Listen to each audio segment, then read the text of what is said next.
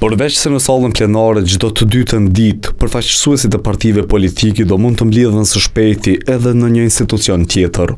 Pas kthimit të presidentes Vjosa Osmani nga udhëtimi zyrtar, partitë politike tani janë në pritje të thirrjes për takim. Partia e dytë më e madhe parlamentare u shpreh hapur për një zhvillim të tillë. Unë besoj që do t'i përgjigjemi një kërkesë të tillë. Të gatshëm për të takuar janë edhe LDK e AK.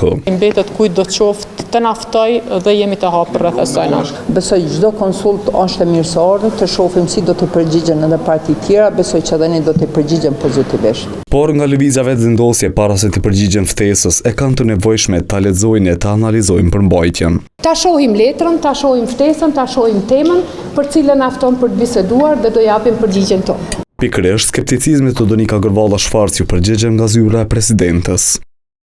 Në një situatë të tillë, kur qytetarët shohin mos konstituimin e institucioneve si dhe pasojat e kësaj situate për shtetin e Kosovës, për ne është totalisht e pakuptimt të flitet për përmbajtje të ftesës. Nëse është dikush në Kosovë që e di shumë mirë që presidentja nuk bën ftesa kot, e as nuk shkruan përmbajtje kot të ftesave, janë pikërisht zotri Peci dhe zonja Gërvalla. Në vazhdon e reagimit, këshilltari për media e presidentes Bekim Kupina e përmendi edhe kohën kur Albin Kurti përgjigjej pozitivisht ftesave të ish presidentit të atëhershëm Hashim Thaçi.